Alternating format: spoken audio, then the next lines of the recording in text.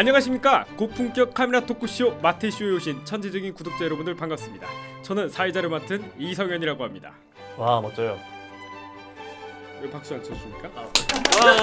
네, 반갑습니다. 사회자 이성현입니다. 네, 안녕하세요. 저는 최근우라고 합니다. 현재 근우구도라는 이름으로 활동하고 있고요. 사진을 정말 좋아해요. 오늘 재밌게 해보겠습니다. 네, 채널의 주인장입니다. 안녕하세요. 저는 플라밍고 스튜디오 운영하고 있는 포토그래퍼 빈섬입니다. 반갑습니다. 플라밍고 스튜디오 카톡쇼 보고 왔다고 하면 할인해 준다고요? 아, 그럼요.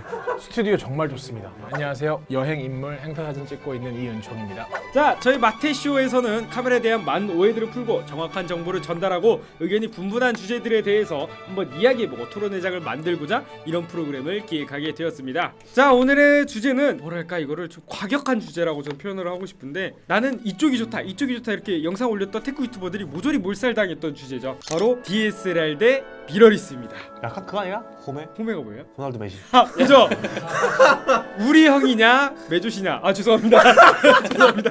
이거 편하게 하셔도 돼요. 어느 쪽을 쓰시던 욕은 드실 거예요. 근데 이게 욕을 하시면 안 되는 게 어차피 제이버키를 하기 때문에 맞아요. 공정합니다. 우리는 굳이 이 편을 들고 싶지 않아도 들어야 되니까. 맞아요. 제비뽑기에 뽑힌 거에 의해서 이렇게 의견 피한을 하는 거기 때문에, 아, 저 최마태 저 새끼 저거 소니 M3 쓰는데 저거 DSLR 옹호하는 거 보소, 저 쓰레기 저거 이중성 있는 놈, 이러시면 안 됩니다. 그렇게 댓글 써야겠다. 네, 그러면은 저희 마테쇼의 전통이죠. 제비뽑기로 한번 팀을 나눠볼게요. 다들 뭘 뽑고 싶어하는지 대충 예상은 돼요. DSLR 뽑혔으면 좋겠다.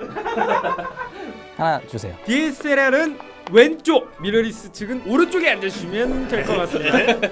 TV가 엇갈리고 있죠. 어려운데. 자기가 뽑은 팀이 마음에 안 들더라도 무조건 그쪽 편을 들어야 돼요. 아시겠죠, DSLR 팀들? 예. 네, 그렇습니다. 네, 그러면 본격적인 토론에 앞서서 자유 발언을 먼저 시작해 보도록 하겠습니다. 미러리스가 먼저 자유 발언을 좀 부탁드리겠습니다.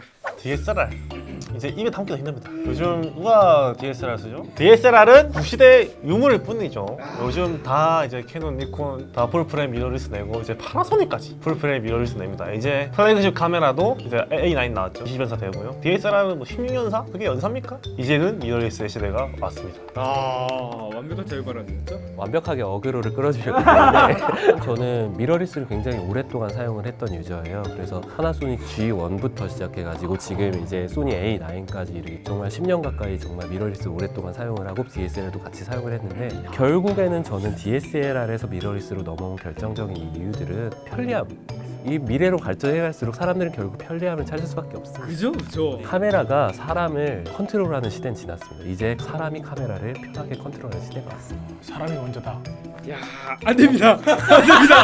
안 됩니다. 정지성이 여기서 밝혀주시면 안 돼요. 아우, 파란 옷을 입고 왔네. 네. 아니, 연령층이 되게 높습니다. 연령층이 되게 높기 빨간 때문에 여기. 그거 조심하면 안 돼요. 아, 예, 알겠습니다. 그건 안 돼요. DSLR이 좋다의 자유 발언 들어보도록 하겠습니다. 여러분, 전기 자동차가 진보적인 기술이라는 것에 반박을 다는 사람은 없습니다. 그런데 여러분, 디젤 가스 뿜고 계시죠?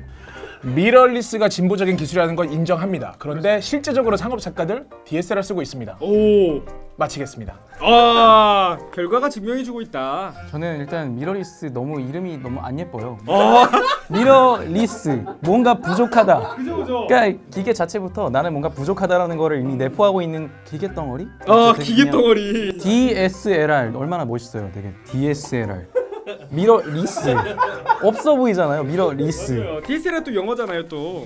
미러리스 스펠링 못 쓰시는 거 아니시죠? 아, 그 거울 잃어버렸다 아니에요? 되게 얼마나 추합니까?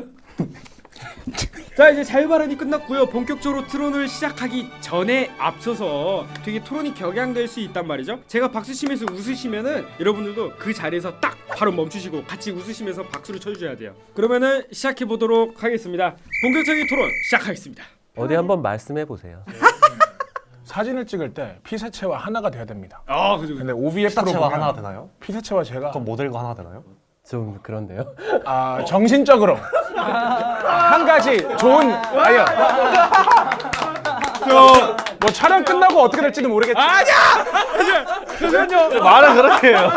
아니 정신적으로 하나의 예술 집합체를 만들기 위한 그렇죠. 정신적인 융합, 결합, 융합도 이상하다. 플라시보, 네. 플라토닉. 네, 아니 플라시보 뭐죠? 그게 아니라 면회를 왔는데 이거를 화상 스카이프로 하는 거랑 실제 실물이랑 대화를 하는 거의 차이를 생각을 해보십시오. OVF는 실제 그 피사체를 내가 직접 육안으로 보는 건데 EVF로 보게 되면 미러리스는 전자로 녹화된 거를 보고 있는 거예요. 사실 좀 애매한 게 저희가 이제 DSLR 사용할 때 이렇게 눈으로 이렇게 보시잖아요. 어우 죄송합니다. 이렇게 눈으로 보잖아요. 우리 미러리스를 볼 때는 이렇게 해서 화면을 보지만 화면을 보면서 사람도 같이 볼 수 있어요. 오. 자유롭게. 그거는 DSLR도 마찬가지죠. 라이브 뷰로 하면. 됐다 뗐다 해야 되잖아요. 미러리스가 되는 거죠. 네. 그럼 미러리스죠. DSLR에서 미러 그 라이브 기능이 켜진다는 거는 이 미러를 올리고 그럼 그 SLR 이 기능을 알잖아요. 미러리스와 똑같은 기능을 간접적으로 구현한다는 뜻이. DSLR 카메라는 그러면 그걸 라이브 뷰도 할 수 있고 OVF로 직접 볼 수 있는 두 가지 옵션이 되는 건데 미러리스는 어쩔 수 없이 전부 다 전자로만 대신 많이 무거워지죠.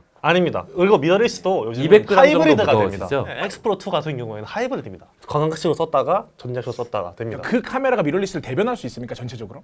그렇진 않아도 있다는 거죠. 펜타프리즘이 달리면은 카메라 자체가 무게가 150에서 200g 가량 무거워지는 것도 사실이고 저는 이 손목이 견딜 수가 없더라고요. 근데 방금 엑스프로2 얘기를 하셨는데요. 미러리스로 다 할 수 있었는데 굳이 하이브리드로 해서 OVF를 남긴 이유는 무엇일까요? 그 소수분들을 위해서 미러리스의 효과를 쓰면서 DSLR의 감성까지 느낄 수 있는 거고요. 그리고 소니 RX1 시리즈에는 따로 OVF를 따로 팝니다. 달 수도 있어요. 80만 원이긴 한데 달 수 있습니다.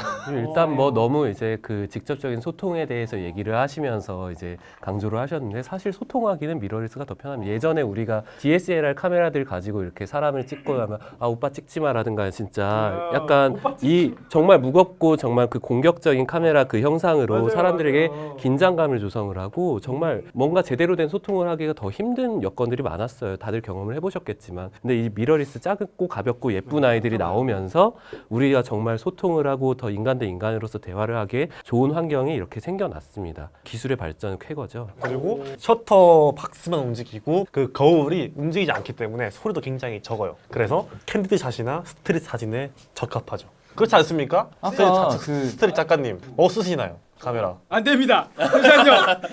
안 돼요. 무조건 DSLR에 빙의하셔야 돼요. 저 DSLR 이렇게 한 3대 이렇게 놓고 이렇게 번갈아 가면서 이렇게 써. 그 뭐냐 아까 RX1에 OVF를 다는데 80만 원 말씀하셨잖아요. 그만큼의 가치를 하는 게 광학식 뷰파인더군요. 80만 원 정도의 가치를 하는 사실 저는 그렇게 그거는 마케팅 문제라고 생각을 해요. 왜냐하면 이게 너무 비싸고 굳이 쓰려면은 그 돈을 주고라도 네가 쓰겠니 하지만 난 권장하지 않는다라는 소니의 가격 정책이라고 봅니다. 그 정도 값을 지불해야지 쓸 수 있는 아주 뛰어난 기술이 OVF다. 그 돈 내고 쓰실 거예요? 그거를 갖고 있는 DSLR을 쓰겠죠? 오, 좋은 파워였어요. 아무리 보급형 DSLR이라도 이거는 다 가지고 있거든요. 네 진짜 그런데 이게 DSLR 대 미러리스로 얘기를 하시는데 OVF가 진짜 결정적인 차이이긴 하지만 그 OVF가 줄 수 있는 장점이 또 있을 거 아니에요? 그게 또 뭐라고 생각을 하세요? 무게요. 네, 아주 들고 다니기 좋고 네네. 그립했을 때 뭔가 몸에 안착되는 것 같고 여기에 딱 댔을 때 뭔가 하나가 되는 것 같은 느낌? 미러리스는 들면은 카메라 떨굴 것 같지 않아요? 너무 깃털 같다. 사실 그 깃털 같은 점이 미러리스의 굉장한 장점이라고밖에 볼 수 없어요. 저희는 우리 여행을 갈 때 DSLR 메고 갔다가 진짜 관절염 걸려요. 커다란 그 바디 이렇게 들고 오다가 이렇게 뺏길 수 있는 상황도 너무 많이 생기고 실제로 도난 사건이 많이 일어나서 실제로는 되게 작은 카메라를 권장하는 경우도 되게 많다고 하더라고요. 진짜 이거는 오피셜. 그거에 대해서는 저도 할 말이 있습니다. 그렇게 작은 것들은 똑딱이 카메라 얘기고요. 그리고 솔직히 말해서 몇 년 전만 해도 DSLR 대 미러리스 토론 자체가 안 됐었거든요. 근데 최근에 와서 솔직히 인정하시죠? 최근 3, 4년 이내에 미러리스의 괄목상대 발전을 통해서 지금 많이 따라잡았다고 저도 인정을 하는데 그 많이 따라잡은 바디들은 DSLR이랑 솔직히 몇백 그램 차이 납니까? 그리고 실제 렌즈까지 다 끼고 GM 렌즈 끼면 솔직히 말해서 똑같아집니다. 그리고 앞에 바디는 가볍고 렌즈가 무거우면은 팔목이 더 아픕니다.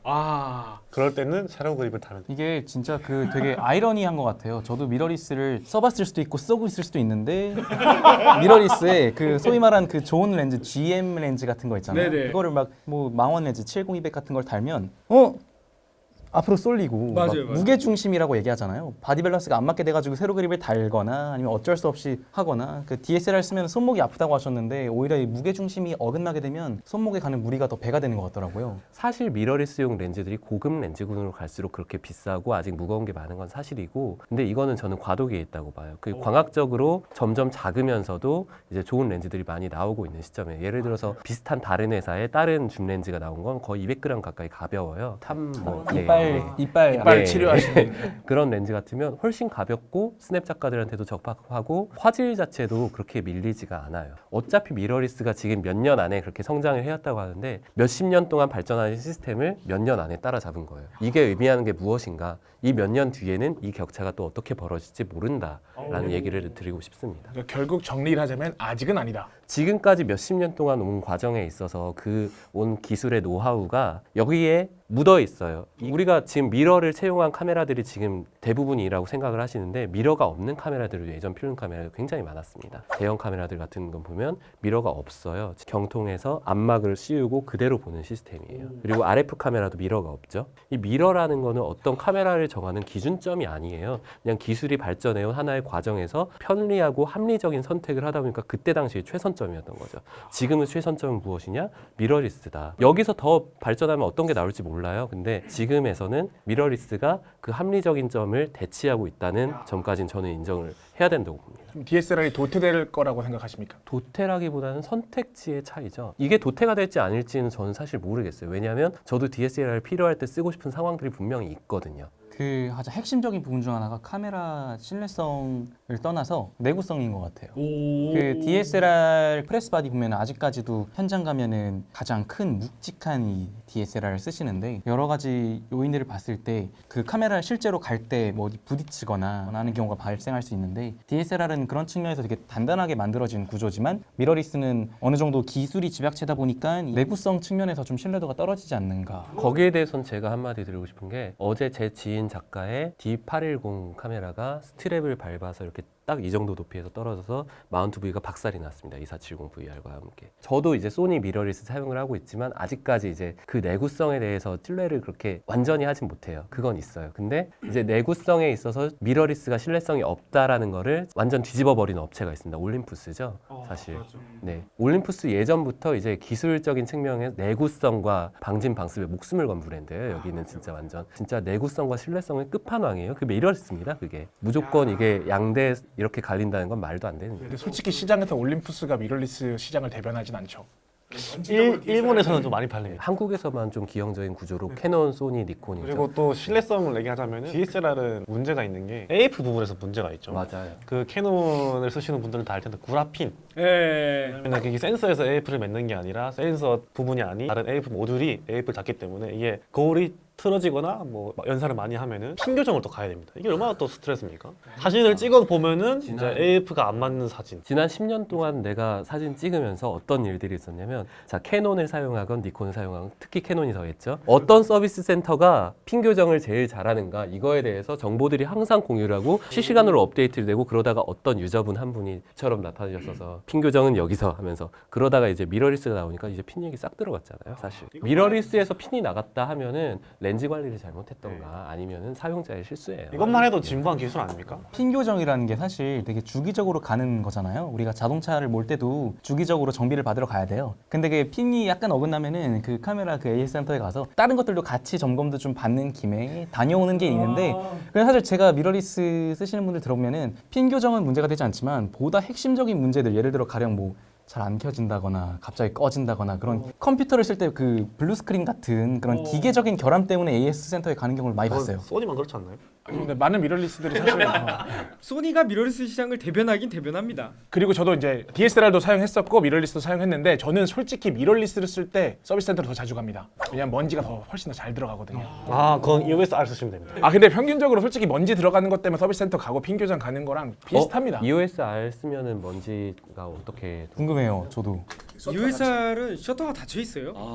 RP는 또 빼놨더라고요. RP에는 저게 안 되고 R만 되는 거예요? 예. 그리고 물론 올림푸스 같이 방진 방습이 잘 되는 카메라도 있습니다. 근데 대체적으로 사람들이 제일 많이 쓰는 DSLR과 제일 많이 쓰는 미러리스들을 묶어서 비교를 해봤을 때 솔직히 DSLR이 훨씬 더 내구성이 더 뛰어납니다. 뭐 사막에 가서 촬영을 찍거나 사막 아니고 그냥 운동장에서 모래바람이 불 때만 해도 미러리스를 쓸 때는 굉장히 걱정되는 부분들이 있고요. 그리고 실제로 S사 해외 포럼에서 논란이 됐던 건데 하와이에서 쓰는 S사 유저들이 AS 기간이 끝나지 않은 1년 내에 부식이나 침식 때문에 문제가 있었는데 그거를 무상으로 수리를 안 해줬습니다. 진짜 그냥 집 앞에서 쓴 건데 이제 거기는 하와이이기 때문에 부식이나 침식이 그냥 자연스럽게 이루어지는데 약관에 그게 써져 있다는 거예요. 부식이나 침식이나 그 안에 뭐 리트머스 비슷한 뭔가 있잖아요. 그래서 부식이나 침식 때문에도 미러리스는 문제가 생긴 경우가 있고요. 이거 굉장히 유명한 사례입니다. 해외에서.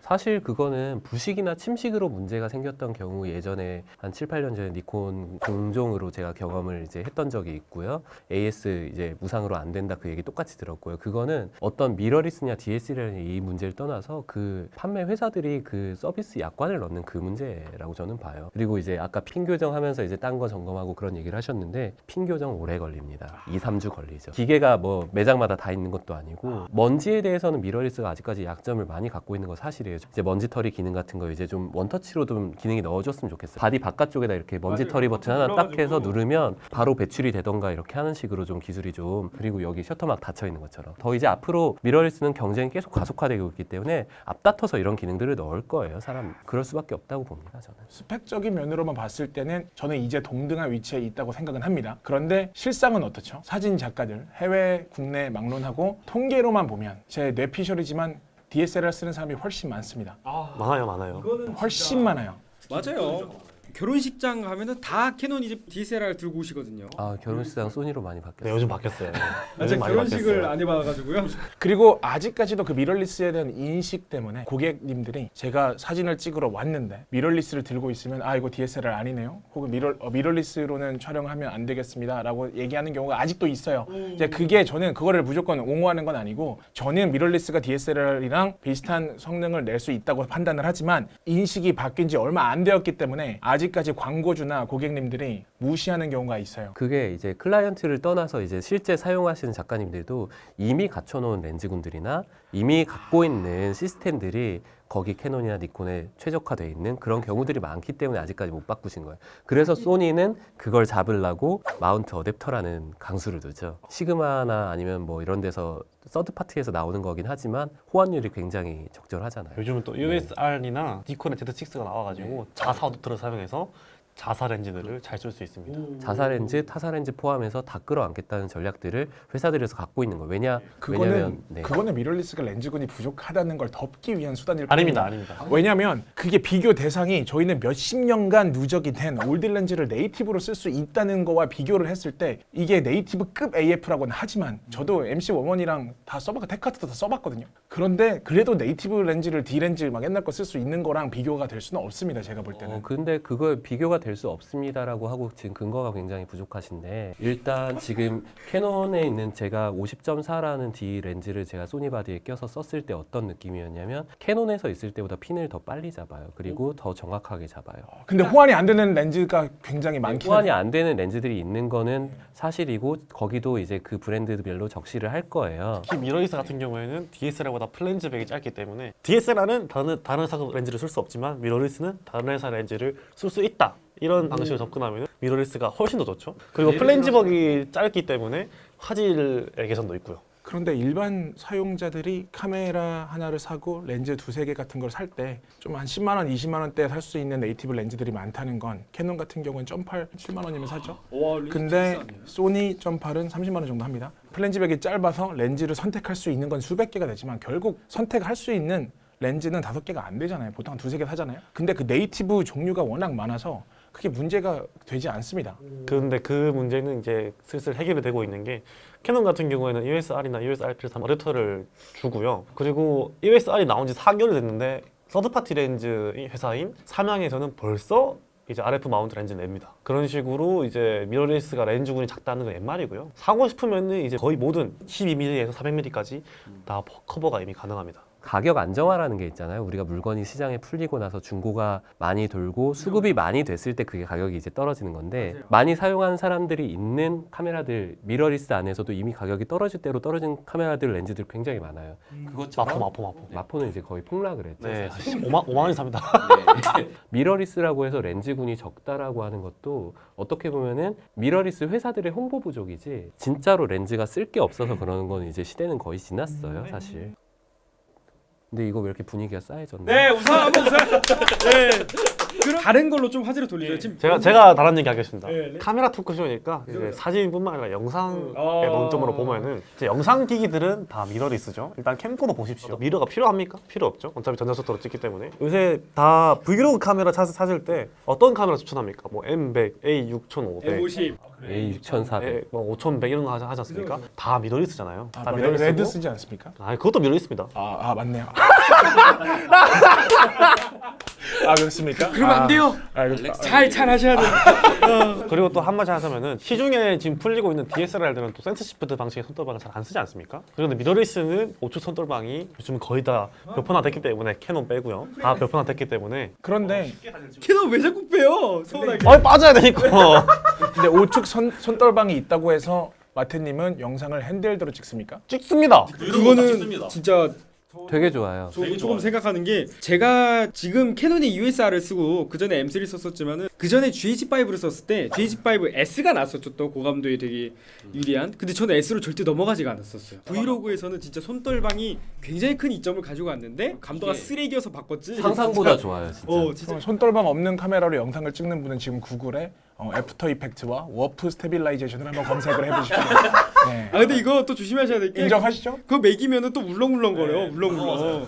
그리고 또 통계적으로 얘기하자면은 시파에서 2018년 카메라 출하량 조사를 했었어요. 제가 그 통계 자료 가지고 있는데 얍삽하다. 미러리스 생산량은 2017년 대비 2.9% 증가한 396만 대고요. DSLR 생산량은 2017년 대비 10.5% 감소한 628만 대입니다. 이렇게 미러리스가 올라가고 DSLR 내려가고 있고요. 특히 일본 같은 경우에는 2017년 대비 DSLR은 71%밖에 못 팔았어요. 43만 대고요. 미러리스는 9.2% 증가한 53만 대를 팔았습니다. 그리고 2018년이 미러리스가 DSLR보다 더 많이 팔린 처음 해입니다. 점점 미러리스의 출하량이 증가하고 있다는 거죠. 그래서요? 대세라는 겁니다. 아 그렇습니까? 그러면 그 같은 논리로 반박을 해봤을 때 크롭 대 풀프 어느 게 더 많이 팔렸습니까? 크롭이 대세입니까? 크롭이 풀프보다 좋습니까?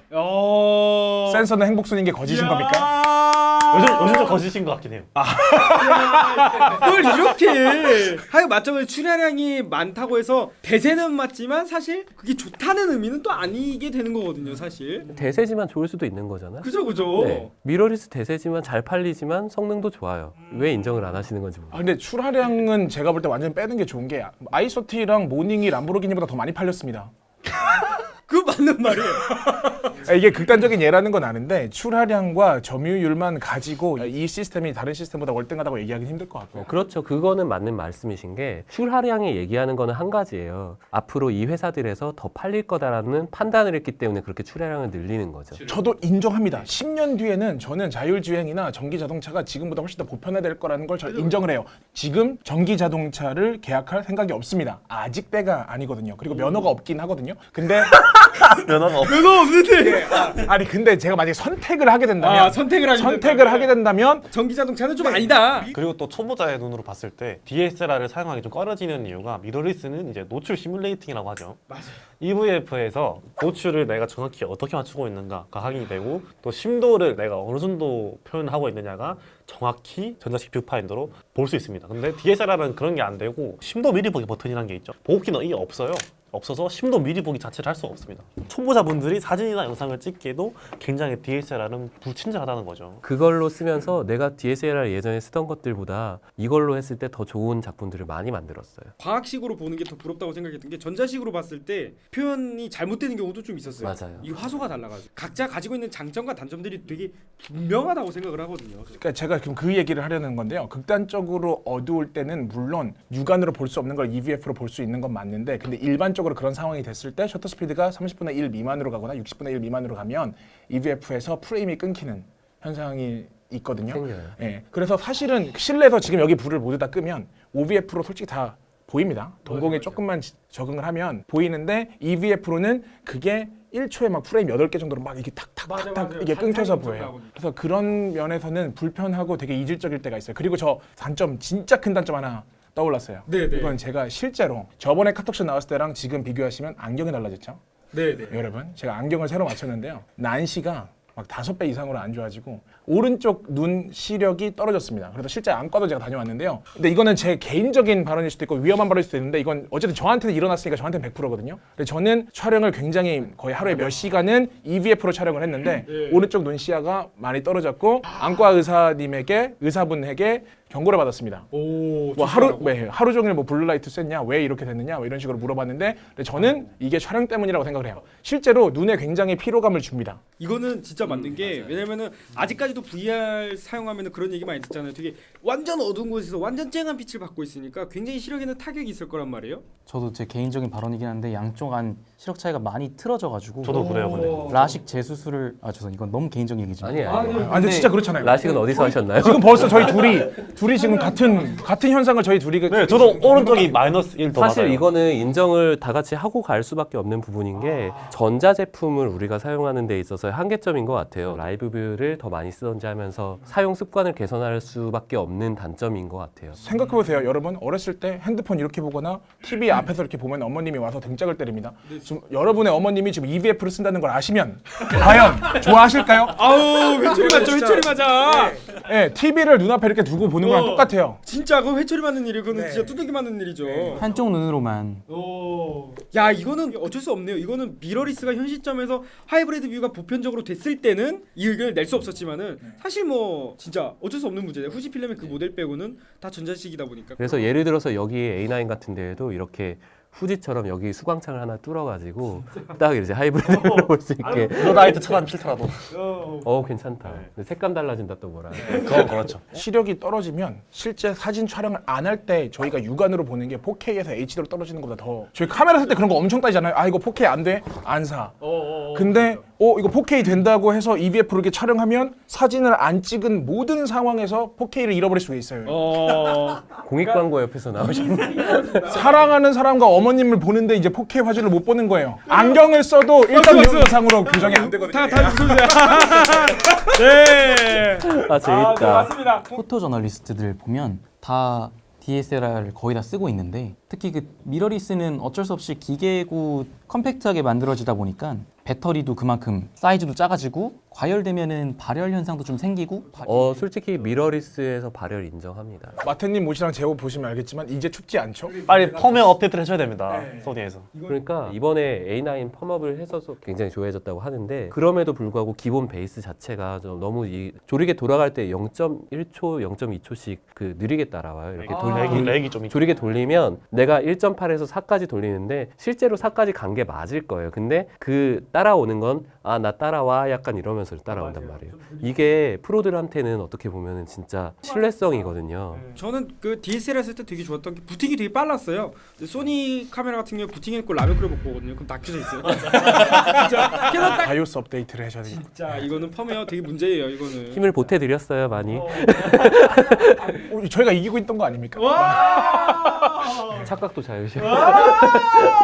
그리고 아까 내구성에서 안 나왔던 얘기인데 제가 이제 독일에서 이제 높은 산을 올라가면서 이게 영하 20도가 되니까 배터리가 40% 남았었는데 5분 촬영하고 바로 꺼졌거든요. 그래서 그게 굉장히 심합니다. 그건 아직도 3세대는 제가 테스트를 안 해봤지만 어쨌든 미러리스가 이런 기계적으로 배터리에 문제가 있습니다. 올림푸스 써야겠네요. 올림푸스 사실 겁니까 미러리스? 아니요? 맞습니다. 인정합니다.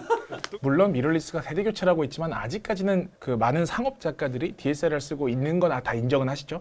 그에 따라서 조명이라든지 케이지라든지 삼각대라든지 대부분 DSLR에 맞춰서 최적화가 되어 있어요. 물론 프로포토라든지 이제 뭐 고독스도 막 소니에 맞는 것들이 많이 나오지만 근데 프로포토 솔직히 그 A1 나오고 나서 그 모델이 굉장히 막 1년 넘게 안 나오고 있었죠. 이제 그런 점에서 불편한 점이 있어요. 그렇죠? 액세서리 같은 것들 더 많은 초이스가 있지 않는가. 근데 요즘은 또 그게 옛날 얘기인 게 소니만 그런 거고요. 이제 캐논과 니콘도 미러리스 시스템에 하슈는 그대로예요. 하슈는 그대로라서 캐논 액세서리 그대로 쓸 수 있고요. 니콘도 그대로 쓸 수 있기 때문에 이제 그거는 단점 되지 않습니다. 특히 소니만 단점이고요. 오늘 역시 또 주제가 주제답다 보니까 굉장히 또 첨예하게 의견이 대립하고 있었는데요. 이것도 언제나 마찬가지로 사용자가 어떻게 사용하느냐, 어떤 사용에 맞춰서 구매를 하느냐가 되게 중요하다고 생각을 합니다. 그죠? 인정? 다들 인정하시죠? 끝나기 전에 마무리 멘트 한 번만 좀. 저도 DSLR을 오랫동안 쓰다가 지금은 미러리스를 위주로 쓰고 있는데, 그렇게 된 이유에는 아까 제가 촬영을 주로 하는 영역에 미러리스가 갖고 있는 장점이 되게 있어서 넘어오게 됐어요. 가령 전자 셔터, 무소음 셔터, 나의 예술이 너의 예술을 방해하지 않도록.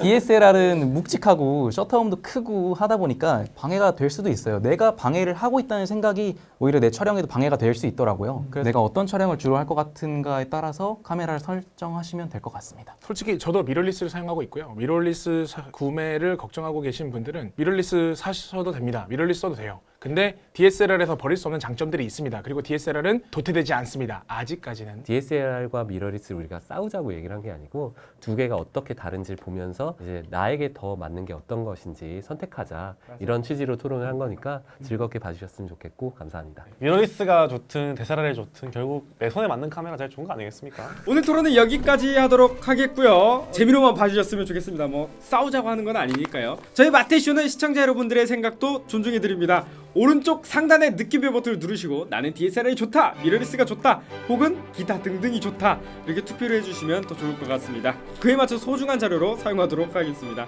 오늘 토론은 여기까지였고요. 이상 마테쇼였습니다. 감사합니다.